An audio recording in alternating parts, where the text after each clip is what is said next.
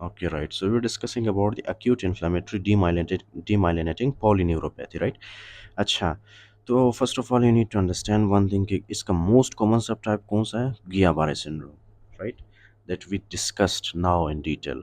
अच्छा, तो इसमें क्या होता है? ऑटो इम्यून कंडीशन है ये. ओके, ऑटो इम्यून कंडीशन का मतलब क्या है? You have to tell me. Auto immune condition का मतलब है कि हमारे अपने ही एंटीबॉडीज क्या होते हैं, वो हमारे अपने ही सेल्स को डैमेज करना स्टार्ट करते हैं. ओके, तो हमारे अपने ही एंटीबॉडीज़ वो हमारे जान के दुश्मन बन जाते हैं. That is called as auto immune condition, right? As we discussed in the previous lecture, उसमें क्या था, हमारे अपने ही एंटीबॉडीज़ हमारे श्वान सेल्स को डिस्ट्रॉय कर रहे थे, right? So that is auto immune condition that destroys Schwann cells via inflammation and demyelination of motor fibers, right?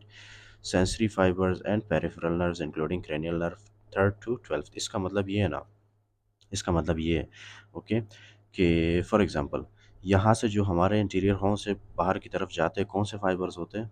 Motor fibres, right? Okay, motor fibres. इसी तरह से बाहर से जो फॉर एग्जांपल हमारे स्पाइनल कॉर्ड के अंदर आते हैं, बाहर से जो हमारे इंटीरियर बॉडी पोस्टीरियर बॉडी से जो सेंसरी फाइबर्स आते हैं, वो कहाँ पे आते हैं? हमारे स्पाइनल कॉर्ड में, हमारे posterior horn of the spinal cord, right? या dorsal horn of the spinal cord, right? और वो कौन से इंफॉर्मेशन लेके आते हैं? They bring sensory information. They bring sensory information, right? Understood now? Okay, they bring sensory information, right, from different parts of our body. Okay, अब ये जो सेंसरी नर्व के फाइबर्स होते हैं ना, सेंसरी नर्व के फाइबर्स होते हैं, इनके ऊपर भी क्या होता है? Myelin sheath. और ये माइलिन शीट भी क्या होता है? डिस्ट्रॉय होता है. किसकी वजह से? हमारे ऑटो एंटीबॉडीज़ की वजह से ये माइलिन शीट भी डिस्ट्रॉय होता है. फाइन. सो इन शॉर्ट इसका मतलब क्या है कि ये जो हमारे इंटीरियर हॉर्न से आता है, राइट, सॉरी इंटीरियर रूट से आता है, they are the motor fibres. Okay, motor fibres भी डिस्ट्रॉय होंगे. I explain the mechanism in the last lecture.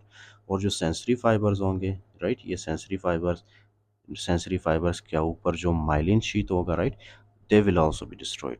तो इसका मतलब है कि गिया-बारे सिंड्रोम में आपको मोटर प्रॉब्लम मिलेगा, आपको सेंसरी प्रॉब्लम मिलेगा, राइट? ओके, उसके अलावा जो क्रेनियल नर्व्स निकलेंगे यहाँ से, ओके, क्रेनियल नर्व के ऊपर जो माइलिन शीट होगा वो भी डिस्ट्रॉय होंगे, तो there will be problem with the cranial nerve also. Okay, तो इसमें ये बताया गया है. अच्छा, likely facilitated by molecular mimicry and triggered by inoculation और स्ट्रेस. ये याद है आपको?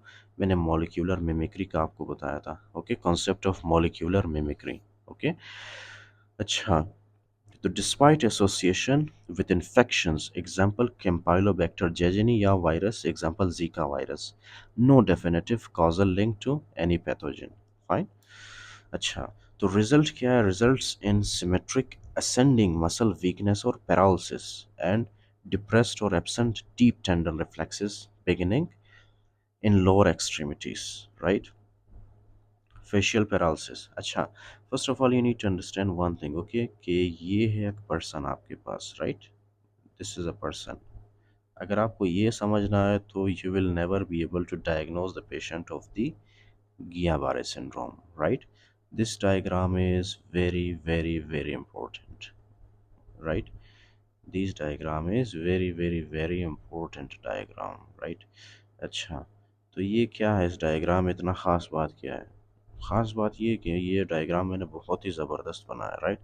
इस तरह डायग्राम किसी का बाप भी नहीं बना सकता. अच्छा, तो what you need to remember here कि ये जो इसमें पैरालिसिस होता है, right, paralysis that is called as the ascending paralysis. Okay, why I mentioned this, why I am taking time on this, because when I was solving the MCQ, when I was solving the case study, okay, case study में वहाँ पे लिखा गया था कि ascending paralysis किस में होता है. असेंडिंग पैरालिसिस का बताया था, उसके अलावा कुछ क्लिनिकल फीचर्स थे, राइट? वहाँ पे बताया था कि असेंडिंग पैरालिसिस. तो जैसे ही असेंडिंग पैरालिसिस आई, you have to guess about the Guillain-Barré syndrome, right? तो असेंडिंग पैरालिसिस में क्या होता है कि फर्स्ट ऑफ ऑल ये जो पैरालिसिस होता है ना, वो लोअर लिम्ब से स्टार्ट होता है, राइट? ओके, जो स्टॉकिंग वाला एरिया है ना, सबसे पहले उसको अफेक्ट करता है, राइट? और आपके अपर लिम्ब से ये जो हमारे पास एरिया है, इसका नाम क्या है?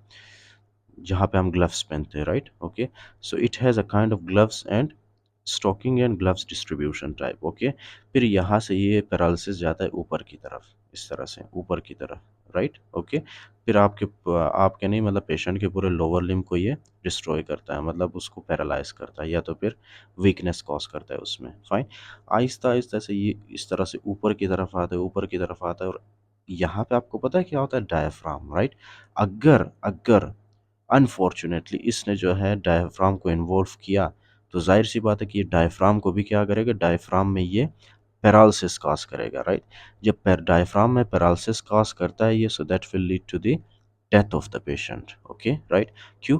क्योंकि डायफ्राम ही तो है हमारे पास सबसे बड़ा वाला मसल जो कि हेल्प करता है हमें रिस्पायरेशन में, right. This helps us in the respiration and this is the biggest muscle of the respiratory system, right. अच्छा, तो जब ये डैमेज होता है, जब ये पैरालाइज होता है, उसके बाद जाहिर सी बात है कि you won't be able to breathe, you won't be able to respirate, right, and that will lead to the death of the patient, simple, okay. अच्छा, तो results in symmetric ascending muscle weakness और paralysis.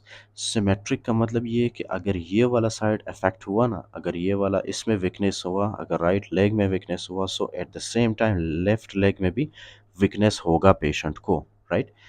Weakness paralysis absent deep tendon reflexes, जब आप इनके for example reflexes check करोगे, so there will be absent और depressed reflexes, okay, in lower extremity specially.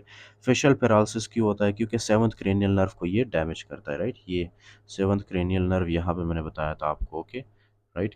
Seventh cranial nerve के fibres भी damage होते हैं इसमें, so that will lead to facial paralysis. Usually bilateral होते हैं, ओके, दोनों साइड ऑफ फेस होते हैं। And respiratory failure are common में सी ऑटोनॉमिक डिसरेगुलेशन, जैसे कि कार्डियक इरेगुलरिटीज़ आपको मिल सकता है, जैसे कि hypertension, hypotension, okay, means blood pressure क्या होता है इसमें फ्लक्चुएट करता है, कभी हाइपर हो जाता है, कभी हाइपो हो जाता है, ओके। और sensory abnormalities. Most patients survive with good functional recovery, इसमें जो मोस्ट पेशेंट्स है, अगर टाइमली आपने उसको डायग्नोस करके ट्रीटमेंट स्टार्ट किया, so they will recover, okay, with good functional recovery. Increase CSF protein with normal cell count and albuminocytologic dissociation. इसका मतलब क्या है? Listen very carefully. It must be conceptual. Okay. अच्छा, first of all you need to understand one thing, कि चाहे वो sensory nerve हो, चाहे वो motor nerve, right. First of all यहाँ से इन्फ्लेमेशन होता है, और इन्फ्लेमेशन पीछे की तरफ मूव करना स्टार्ट कर देता है towards the spinal cord, right. आपको ये वाला एरिया नज़र आ रहा है, ये वाला जो मैंने इस कलर के साथ ड्रॉ किया, this is called is the पाया मैटर, ओके, पिया मैटर या तो फिर पाया मैटर, राइट, ओके। ये वाला जो है, this is called as the arachnoid mater, right, arachnoid mater, understood now, arachnoid mater. In the previous lectures, I discussed these with you. Come on, okay. पिया मैटर और एरेक्नाइड मैटर के अंदर जो है क्या होता है, यहाँ पे इस तरह से there is a fluid, that fluid is called as the cerebrospinal fluid, okay, पता है ना आपको, that fluid is called as the cerebrospinal fluid। अब क्या है कि ये जो इन्फ्लेमेशन है आपके पास, ये इन्फ्लेमेशन पीछे की तरफ आता है, राइट। एक टाइम आता है कि ये जो आपके पास है anterior root, right, anterior root, ये जो एंटीरियर रूट है आपके पास, ये क्या होता है एंटीरियर रूट, इसके जो फॉर एग्जांपल इन्फ्लेमेशन है, इन्फ्लेमेशन की वजह से ये एंटीरियर रूट भी डैमेज हो जाता है, राइट।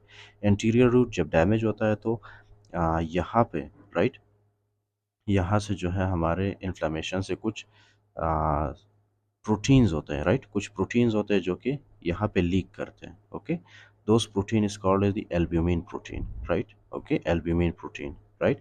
तो इन शॉर्ट क्या होता है कि इन्फ्लेमेशन की वजह से ये इन्फ्लेमेशन आता है पीछे की तरफ, और वो हमारा जो ये एंटीरियर रूट है ना, एंटीरियर रूट या तो फिर पोस्टीरियर रूट, इसको डैमेज करता है, राइट। एंटीरियर रूट या तो फिर पोस्टीरियर रूट को डैमेज करता है, जिसकी वजह से इन्फ्लेमेशन की वजह से कुछ एल्ब्यूमिन के प्रोटीन्स होते हैं ना, कुछ एल्ब्यूमिन के प्रोटीन्स वो लीक करते हैं हमारे सेरेब्रोस्पाइनल फ्लूइड में, राइट। तो जैसे ही वो हमारे सेरेब्रोस्पाइनल फ्लूइड में एल्ब्यूमिन प्रोटीन लीक करेगा, okay, albumin protein, right, this is albumin protein. Albumin protein का लेवल हमारे सीएसएफ के अंदर बढ़ जाएगा, ओके, हमारे सेरेब्रोस्पाइनल फ्लूइड के अंदर एल्ब्यूमिन प्रोटीन का लेवल बढ़ जाएगा, राइट, ओके। तो एल्ब्यूमिन प्रोटीन का लेवल जब बढ़ता है, that is called as the what thing that is called as albuminocytologic dissociation, right।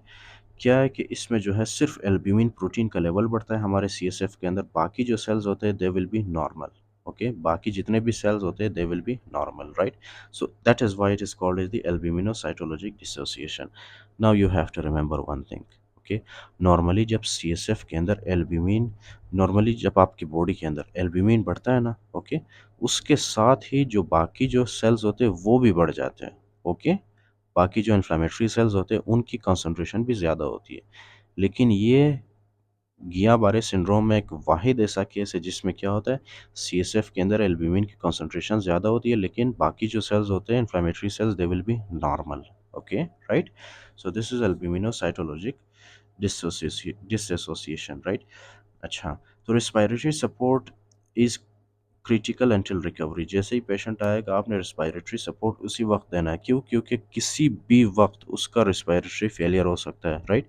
ये असेंडिंग पैरालिसिस किसी भी वक्त उसके डायफ्राम तक पहुंच सकता है, राइट। डायफ्राम को अगर उसने इन्वॉल्व किया, so that will lead to the respiratory arrest. Okay, patient will die. तो the most important thing is respiratory support. Respiratory support is crucial for these patients. Disease modifying treatment आप दे सकते हो जैसे कि प्लाज्मा एक्सचेंज और IV immunoglobulin. No role for steroids, इसमें steroids आपने नहीं देना है, राइट। आईवी इम्यूनोग्लोबुलिन्स आप दे सकते हो।